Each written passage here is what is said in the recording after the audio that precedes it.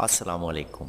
सामईन मोहतरम, शायरी इंसान की हिस्से जमालियात को तरोताज़ा रखने के लिए ऑक्सीजन की तरह ज़रूरी होती है। तख़य्युलात और अफलाक की परवाज़ की कोई हद नहीं होती और एक अच्छा शायर हमेशा से हदूद व क़यूद की परवाह किए बिना अफ़कार व ख़यालात को लामहदूद उड़ान बख्शता है। नाजरीन, उर्दू शायरी में यूँ तो बेहद बड़े बड़े और नामवर शुरा पाए जाते हैं जिनका कलाम सदियों और दहाइयों के बाद आज भी ज़िंदा है। अगर हम गुज़िश्ता चंद दहाइयों का मुशाहिदा करें तो शायरी के आसमान पर फैज़ अहमद फैज़, अमजद इस्लाम अमजद, अहमद फराज, हबीब जालिब, इफ्तिखार आरिफ, परवीन शाकिर और मोहसिन नकवी जैसे सितारे चमकते दमकते दिखाई देते हैं। नाजरीन, इन तमाम नामों में से एक नाम मोहसिन नकवी ऐसी शख्सियत और शायर हैं जिन्हें नुकादों और अदब के अजारदारों ने हमेशा ज़्यादती का शिकार बनाते हुए वो मकाम अता ना किया जिसके वो मुस्तहिक थे। मोहसिन नकवी ने अपनी शायरी में रवायती महबूब और मोहब्बत या हिजर फ़राक के नशेब फराज बयान करने के अलावा समाजी ज़्यादती, मुआशरती बेहिसी और आलम इंसानियत के अमन को भी मौज़ूए सुख़न बनाया। नाजरीन, एक शायर उस वक्त पुख्तगी या बलूगत की सतह पर पहुँचता है जब वो अपनी ज़ात के गम और हादसात से बाहर निकल कर मुआशरे और इंसानियत के बारे में रवानी से तहरीर करने के लायक होता है। और मोहसिन नकवी की शायरी में पुख्तगी और उनके असलूब बयां का मुनफरिद होना उन्हें ऐद हाजिर के शोरा से यकसर मुख्तलिफ और बेहद बुलंद मकाम देता है।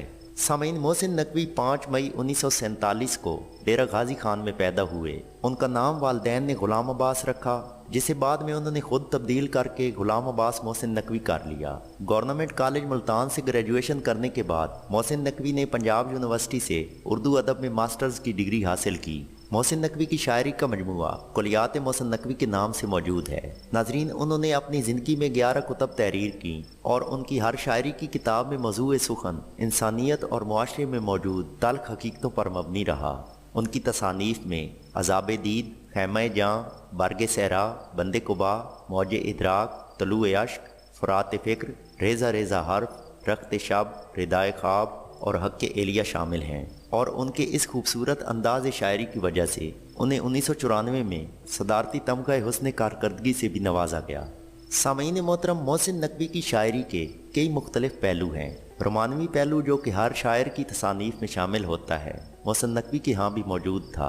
मोहसिन नकवी ने रोमानवी शायरी में गज़ल की क्लासिकी उठान को तो नहीं छोड़ा, लेकिन उसे एक नई जिद्दत ज़रूर अता की। इसके साथ उर्दू नज़म में भी मोहसिन नकवी ने कमाल महारत से सुख़न आराई की और मोहसिन नकवी की शायरी का सबसे नुमाया हिस्सा इंसानियत और मुआशरे का दर्द था।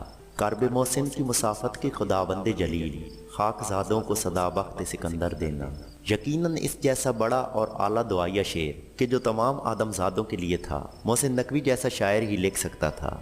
मुझे खबर है कि जंग होगी, इनकार क्या करेगी हवा मेरे सामने, और एक भिकारन जैसी कई नज़में और गज़लें इंसानों की तकालीफ को उजागर करती हैं और अमन की ख्वाहिश के लिए आज भी मोहसिन नकवी के इंसानियत दोस्त सोच का वाज़ह सबूत हैं। सामीन, मोहसिन नकवी ने जब लिखना शुरू किया तो उस वक्त मुल्की तारीख का बदतरीन आमिर ज़ियाउल हक बरसरे इक़्तिदार था और ज़िंदगी के तमाम शोबों की तरह इल्म व अदब में भी ज़ियाउल हक और उसके हवारी अपने मनपसंद अफराद बिठा चुके थे। चुनाचे अदीबों और शायरों के पास सिवाय वस्ल फ़िराक का जिक्र करने या फिर अदबी आमरों के हाथ पर बैत करने के अलावा कोई चारा न था। मगर मोहसिन नकवी की शायरी में हाकिम वक्त के ख़िलाफ़ मज़ामती रंग मौजूद रहा और उनकी लातादाद गज़लें उस दौर के जबर और घुटन को बयान करती दिखाई देती हैं। नाजरीन, मोहसिन नकवी ने हमेशा नुकादों और अदबी अजारदारों के बनाए गए खुद साख्ता कवानीन को मानने से इनकार किया और नतीजतन मोहसिन नकवी जैसे अजीम शायर को असल मकाम और कद काट से हमेशा छोटा ज़ाहिर करने की कोशिशें की जाती रहीं। नुकादों और साथी शुरा के नाजेबा रवैयों से मोहसिन नकवी ने तंग आने की बजाय अपनी शायरी के ज़रिए उनकी नाइंसाफ़ियों को भी उजागर किया। मैं कि इस शहर का सीमाब सिफत शायर हूँ, मेरा नोहा इन्हीं गलियों की हवा लिखेगी। ये तवील नज़म मोहसिन नकवी की ज़ात, उनकी ज़िंदगी के दर्द और उनके साथ होने वाली नाइंसाफ़ियों को खूब उजागर करती है। नाजरीन मोहतरम, मोहसिन नकवी का शुमार उन अफराद में होता था जो हुसैनियत के काफ़िले में शरीक थे और यजीदियत के हाथों पर बैत करने पर मौत को तरजीह देते थे। वो शायर होने के अलावा एक आला पाए के मुकर्रिर और ज़ाकिर के तौर पर भी जाने जाते थे। اور اہل بیت کی محفلوں میں اپنے انداز خطابت اور مرثیوں سے ایک رقت امیز ماحول طاری کر دیتے۔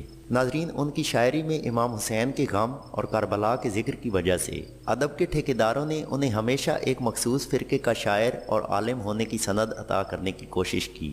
چنانچہ احمد فراز بھی محسن نقوی کے مداحوں میں سے تھے۔ وہ یہ بات تسلیم کرتے تھے کہ محسن نقوی ایک بہت بڑا شاعر ہے، مگر اسے تعصب کی اینک لگا کر چھوٹا ظاہر کیا جاتا ہے، اور بالآخر اس تعصب نے اپنا کام کر دیا اور محسن نقوی کو 15 جنوری 1996 کے دن اقبال ٹاؤن لاہور میں گولیوں سے چھلنی کر کے قتل کر دیا گیا۔ ناظرین، محسن نقوی کو مارنے والے یہ بات بھول گئے کہ اہل قلم اپنے الفاظ اور سوچ کے سہارے ہمیشہ زندہ رہتے ہیں۔ محسن نقوی آج بھی اپنی شاعری کی صورت میں ہم میں موجود ہیں، اور اس امر کا ثبوت بھی کہ امن و محبت کے نام لیواؤں کو نفرت یا جہالت کے اندھیرے کبھی مٹا نہیں سکتے۔ البتہ ادبی دنیا کی بے حسی اور من پسند افراد کو سراہنے کی عادت کا تدارک ضرور ہونا چاہیے۔ جہاں بہت سے سستے شاعر شاعری کی دنیا کو ناقابل تلافی نقصان پہنچاتے ہوئے 1.5 اینٹ کی مسجد بنائے بیٹھے ہیں، محسن نقوی کو کم سے کم ان کی برسی پر خراج عقیدت پیش کرنے کے لیے اکادمی ادبیات پاکستان کی جانب سے ان کی یاد میں ایک مشاعرے کا بندوبست ضرور ہونا چاہیے تھا، اور زندہ معاشرے ہمیشہ اپنے ادیبوں، فنکاروں اور ہیروز کو خراج عقیدت پیش کرنے کے لیے ان کے تخلیقی کاموں کو تابد زندہ رکھتے ہیں۔